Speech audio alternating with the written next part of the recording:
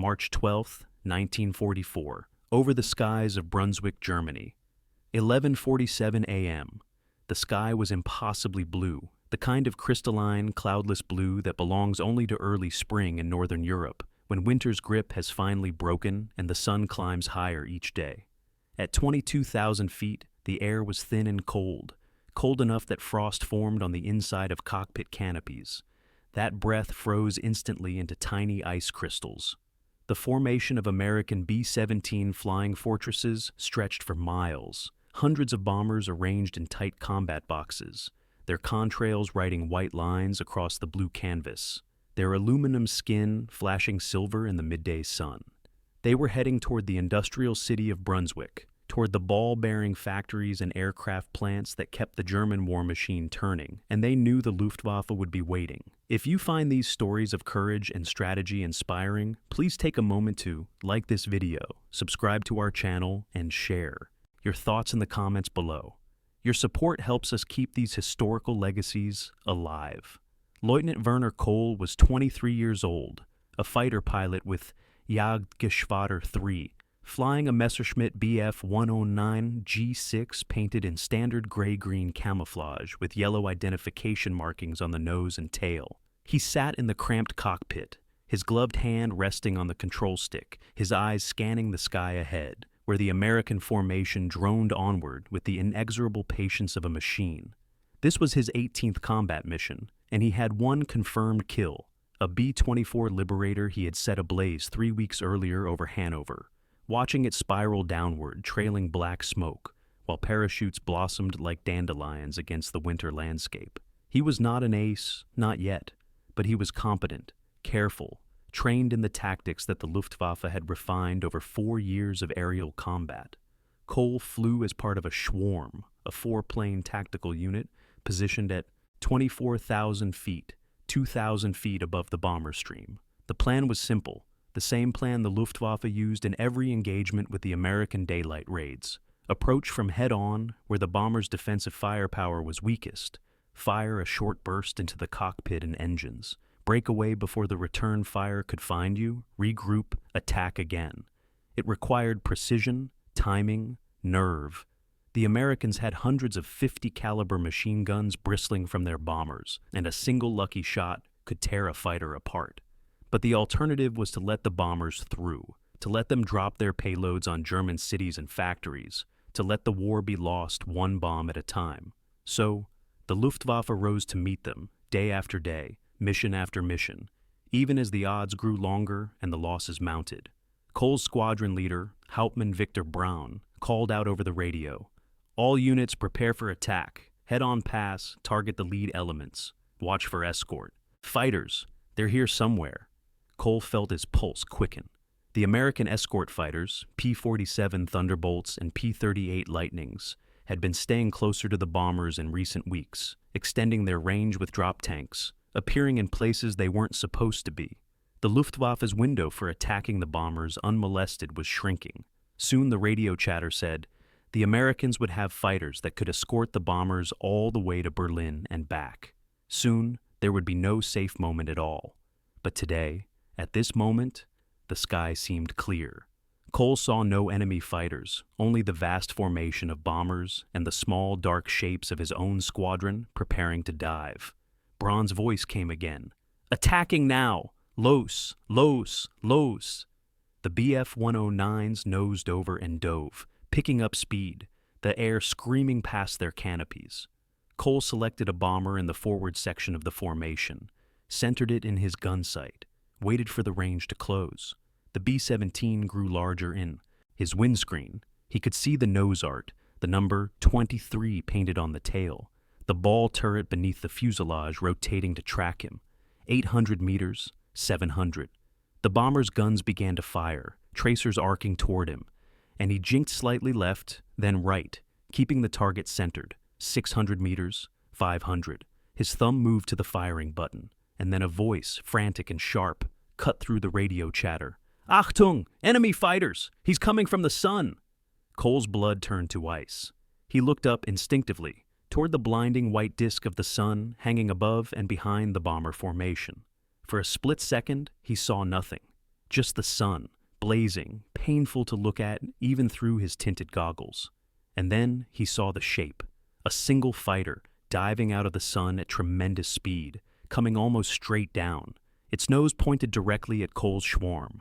Even at a distance, even with the sun behind it, Cole recognized the silhouette, the sleek aerodynamic lines, the belly scoop of the radiator, the unmistakable profile of the North American P-51 Mustang, the most dangerous fighter in the sky.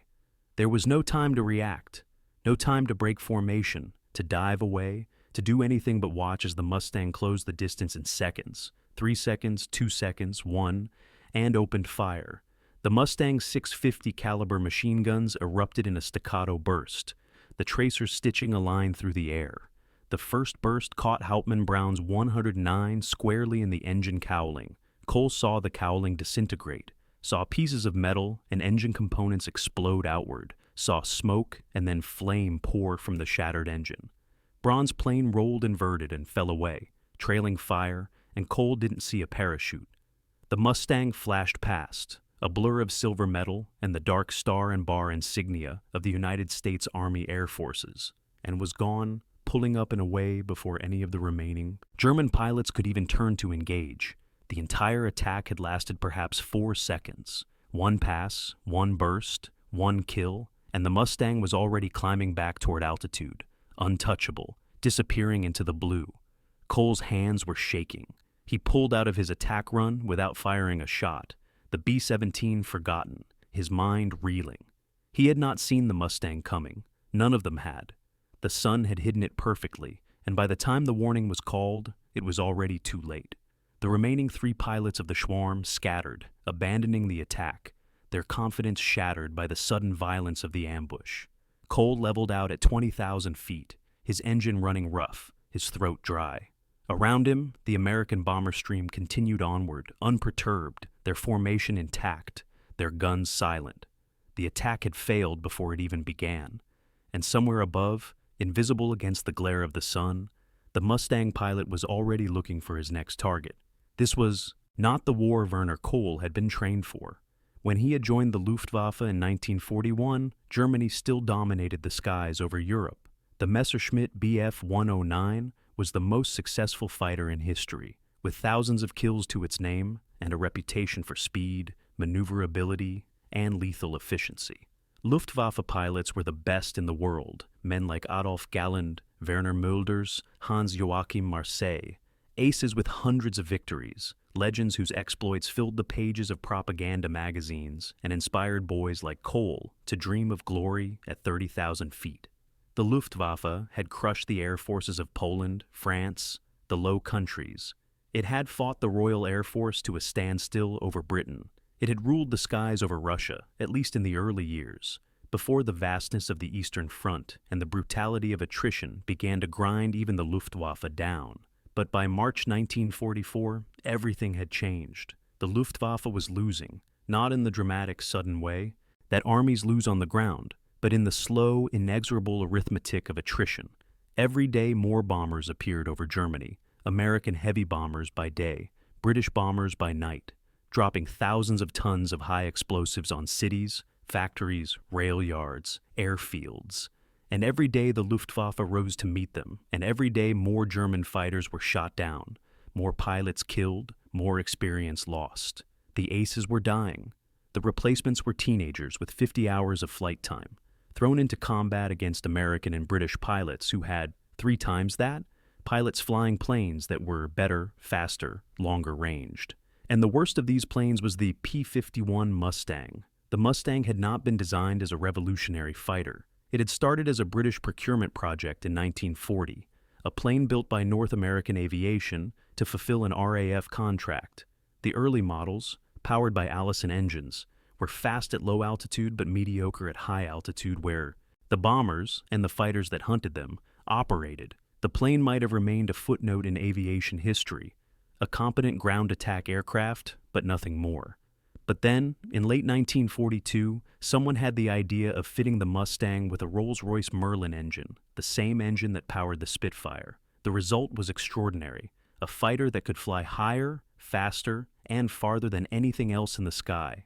The The P-51B and P-51D variants, which began arriving in Europe in late 1943, had a maximum speed of 437 miles per hour at 25,000 feet, a service ceiling of 41,000 feet, and, most importantly, a combat radius of over 600 miles when equipped with drop tanks. This meant the Mustang could escort American bombers all the way to Berlin and back, something no other Allied fighter could do. It meant that, for the first time in the war, the Luftwaffe could not wait for the Allied escorts to turn back before attacking the bombers. The escorts never turned back. They stayed with the bombers from takeoff to landing, and they hunted German fighters with ruthless efficiency. Werner Kohl had been briefed on the Mustang's capabilities, had been warned by his instructors and squadron mates. But knowing the statistics and experiencing the reality were two different things. The Mustang was not just fast or long-ranged, it was flown by pilots who had been trained specifically to kill German fighters.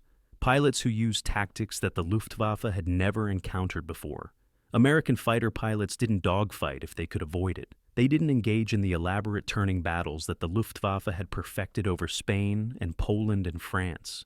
Instead, they used speed and altitude, diving out of the sun in high-speed slashing attacks, firing a single burst, and disengaging before the German pilots could react. Boom and zoom, the Americans called it. One pass, haul ass. It was ungentlemanly, unsporting, and devastatingly effective.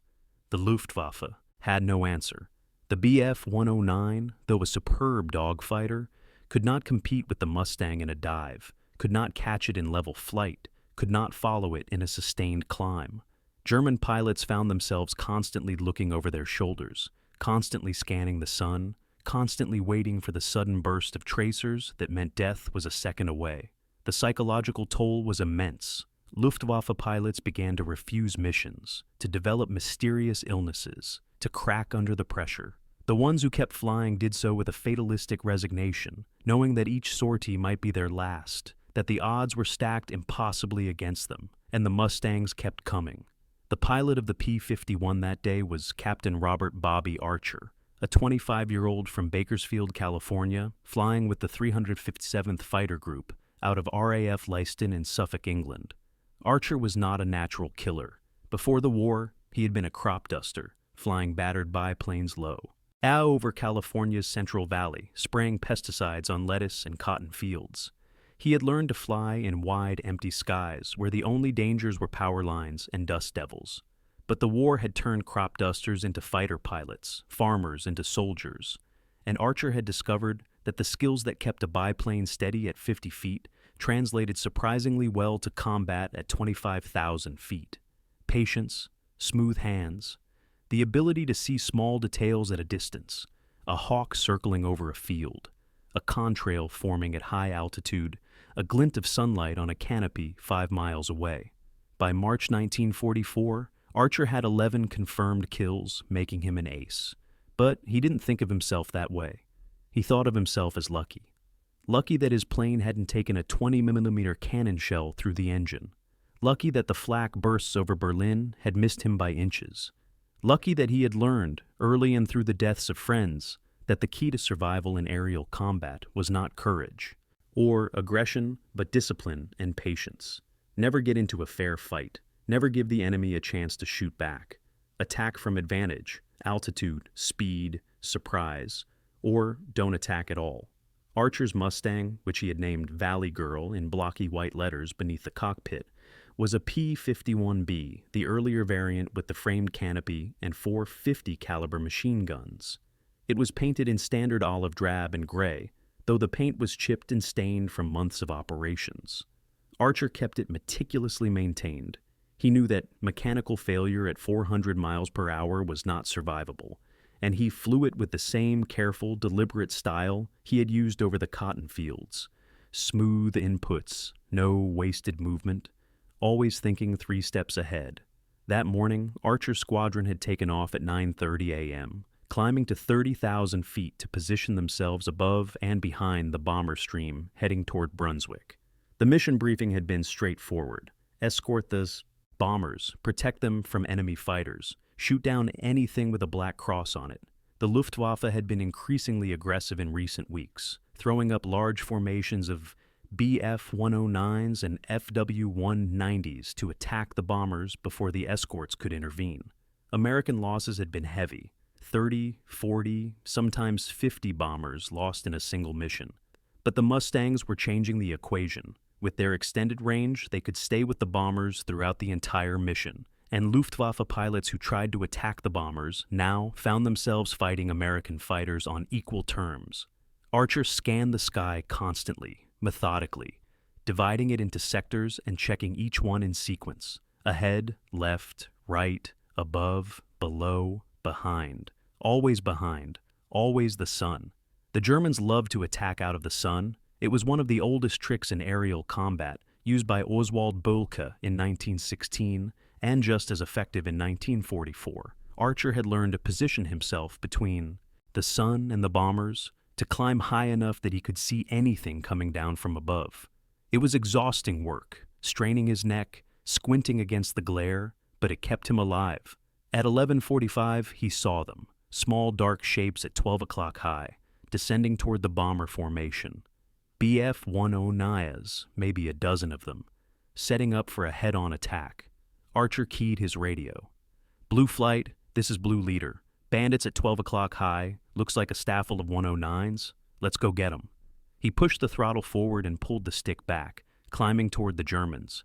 The Mustang responded instantly, the Merlin engine roaring, the airspeed building.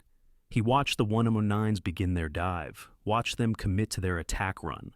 They were focused on the bombers, tunnel-visioned, exactly where Archer wanted them. He rolled inverted, pulled the nose down, and dove. The sun was directly behind him. He knew the Germans wouldn't see him until it was too late. The Mustang accelerated rapidly in the dive, the airspeed indicator climbing past 400 miles per hour, past 450. The 109s grew larger in his gun sight. He picked the leader, a gray-green fighter with yellow markings, and centered the illuminated Pipper on its fuselage. Range, 400 yards, 300, 200. He waited, patient, letting the geometry align perfectly. At 150 yards, he squeezed the trigger. The 450 caliber Brownings opened fire, each gun cycling at 800 rounds per minute, sending a stream of half-inch projectiles downward at 2,900 feet per second. Archer fired for less than 2 seconds. A controlled burst, precise, economical, and saw his tracers converge on the 109's engine. The enemy fighter seemed to explode from the inside, pieces of cowling and engine parts flying off in all directions, flame erupting from the shattered cylinders. The 109 rolled over and fell away, trailing smoke and fire. Archer didn't watch it fall. He was already pulling out of the dive, hauling back on the stick, the G-forces pressing him into his seat as the Mustang arced upward and away. He glanced back once, saw the remaining 109s scattering, their attack broken, and then climbed back toward altitude, toward the sun, where he could watch and wait for the next opportunity. The engagement had lasted 4 seconds. Archer had fired perhaps 50 rounds. One German fighter was falling toward the earth below, and the bomber formation droned onward, untouched. It was, Archer thought, a good morning's work. Werner Cole did not return to base that day. After the ambush, after watching his squadron leader's plane fall in flames, he had fled eastward, flying low over the German countryside, his fuel gauge dwindling, his hands still shaking. He landed at a forward airfield near Magdeburg, refueled, and sat in the dispersal hut for 2 hours, drinking ersatz coffee made from roasted acorns and staring at the wall. 2 other pilots from his unit had made it back. Hauptmann Braun was dead. Another pilot, Feldwebel Ernst, had been shot down but bailed out and was recovered with a broken leg. The swarm had been effectively destroyed in less than 5 seconds by a single American fighter. That evening, Cole wrote in his diary, a habit he had maintained since flight training, though the entries had grown shorter and darker as the war progressed. The entry for March 12, 1944, read, "Attacked the bombers over Brunswick. We were bounced by a Mustang coming out of the sun. Braun is dead. We never saw him until he was shooting. I do not know how to fight this. They are faster, they have more fuel, they can be anywhere. We look for them, but they are always where we are not looking. I think we are losing." Cole was right. The Luftwaffe was losing. Not because German pilots lacked courage or skill, many were still among the best in the world, but because they were outnumbered, outproduced, and outmaneuvered by an enemy that operated on a scale the German war economy could never match. In 1944, the United States produced over 16,000 P-51 Mustangs. Germany produced approximately 25,000 Bf-109s and FW-190s combined, but thousands of these were sent to the Eastern Front or destroyed on the ground by bombing. And even when German fighters did make it into the air, they faced American pilots who had been trained for hundreds of hours, who flew planes maintained by an army of skilled mechanics, who had access to unlimited fuel and ammunition. The P-51 Mustang represented something more than just superior engineering. It represented the full mobilization of American industrial capacity, a capacity so vast that it could design, build, and deploy thousands of advanced fighters while simultaneously producing tens of thousands of bombers, tanks, ships, trucks, and every other weapon of war. It was the kind of abundance that German strategists had warned about in 1940 and 1941, the specter that haunted every calculation. America's factories, America's oil fields, America's seemingly inexhaustible reserves of manpower and material. The Mustang was proof that those fears were justified. For Luftwaffe pilots, the Mustang became a symbol of futility.